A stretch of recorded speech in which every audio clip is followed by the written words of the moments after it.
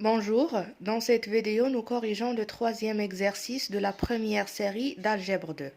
Dans cet exercice, on doit vérifier que f est un sous-espace vectoriel de E dans les cas suivants. Dans le premier cas, on a E, c'est égal à RI. C'est l'ensemble des applications définies de l'intervalle I, de cet intervalle dans R. Voilà, c'est égal à l'ensemble des f de I dans R avec f est une application. Et f, c'est égal à l'ensemble de f de i dans R, tel que f est une fonction dérivable. Alors tout d'abord, on doit vérifier ce qu'on a vu dans la première et la deuxième vidéo concernant cette série. Donc tout d'abord, on mentionne que f est un sous-ensemble de E. Pourquoi on a l'ensemble des applications dérivables, des fonctions dérivables, est un sous-ensemble de l'ensemble des applications. Donc on a f est un sous-ensemble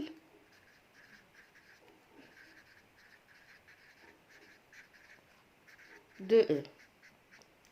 D'accord? Maintenant, on passe pour vérifier si 0 de E appartenant à F, c'est-à-dire si 0 de R de I appartenant à F. Qu'est-ce que ça veut dire 0 de R de I?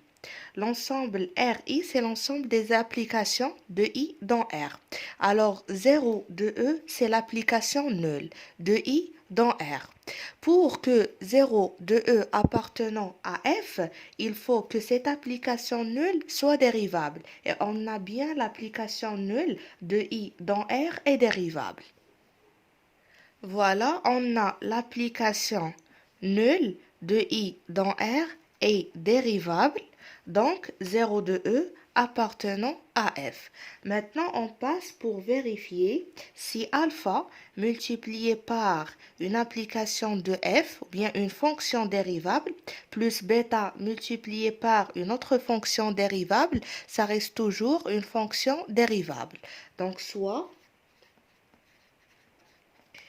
f, g de fonctions appartenant à f et alpha, bêta appartenant à R.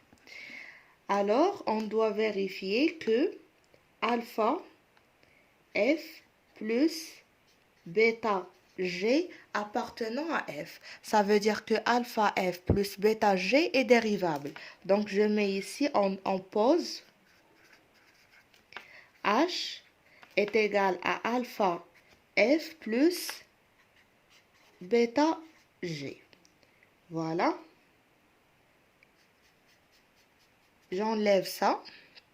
On a bien cette application h définie sur i à valeur dans R. Donc j'écris ici, on a h est bien défini sur i à valeur dans R. Elle est de plus dérivable. L'application h est dérivable. Dérivable.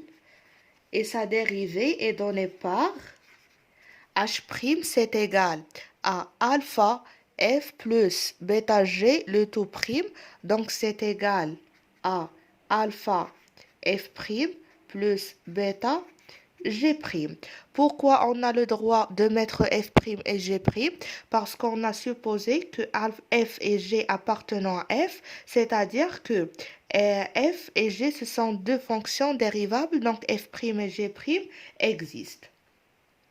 Donc, comme on a la dérivée est donnée par alpha f' plus bêta g', on peut déduire que h qui est égal à alpha f plus bêta g appartenant à grand F. D'où grand F est un sous-espace vectoriel de E.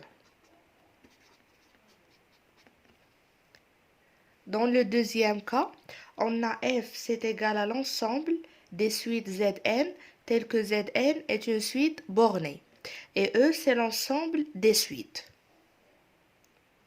On a bien dans cette situation F est un sous-ensemble de E. Voilà, F est un sous-ensemble de E.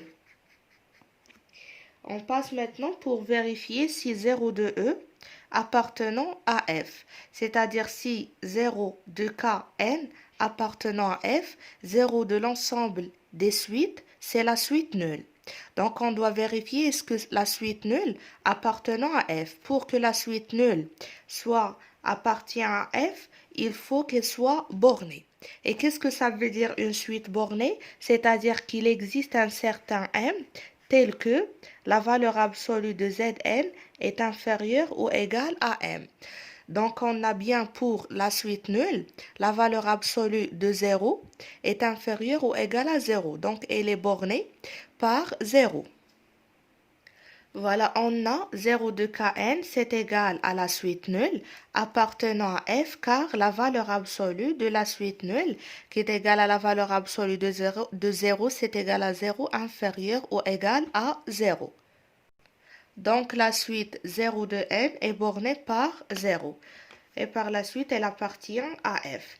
Maintenant, on passe pour vérifier si alpha multiplié par une suite de f plus bêta multiplié par une autre suite de f, ça reste toujours dans f. C'est-à-dire, ça nous donne une suite bornée. Alors, soit U qui est égal à la suite un, V c'est égal à une suite Vn appartenant à f, alpha, bêta appartenant à R. Alors, qu'est-ce que ça veut dire? J'écris ici entre parenthèses U et V appartenant à F. Ça veut dire que UN, la suite UN, est une suite bornée. Et de même pour la suite Vn. Donc, ça veut dire qu'il existe grand A et grand B appartenant à R, tel que la valeur absolue de UN, parce qu'ici on a mentionné que Zn est borné, ça veut dire qu'il existe M tel que la valeur absolue de Zn est inférieure ou égale à M. Donc ici la valeur absolue de Un est inférieure ou égale à A et la valeur absolue de Vn est inférieure ou égale à B. Bien sûr pour tout n appartenant à n. Donc on pose notre suite W qui est égale à alpha fois E plus bêta fois V. C'est égal à alpha fois E, donc c'est alpha UN plus bêta VN. Alors, on doit démontrer que cette suite appartenant à F, c'est-à-dire qu'elle est bornée.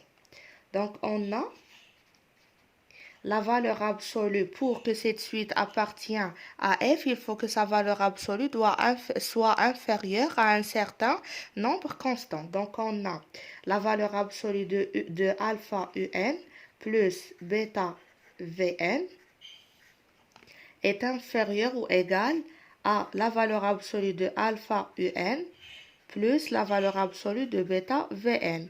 Pourquoi? Parce qu'on sait très bien que la valeur absolue de x plus y est inférieure ou égale à la valeur absolue de x plus la valeur absolue de y. Et ça, c'est inférieur ou égal à la valeur absolue de alpha fois la valeur absolue de un plus la valeur absolue de bêta fois la valeur absolue de vn. Et on a déjà, par hypothèse, la valeur absolue de un est inférieure ou égale à a. Donc ça, c'est inférieur ou égal à la valeur absolue de alpha fois a plus la valeur absolue de bêta fois, on a la valeur absolue de Vn est inférieure à b, donc fois b. Alors, on note ça par C et on peut déduire que la valeur absolue, donc, la valeur absolue de alpha un plus bêta Vn est inférieure ou égale à C. Et par la suite, W est borné. D'où W est borné.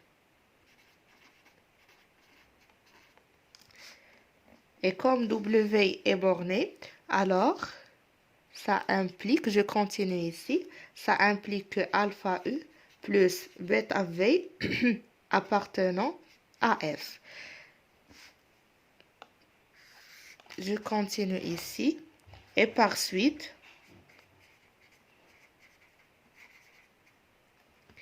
F est un sous-espace vectoriel de E.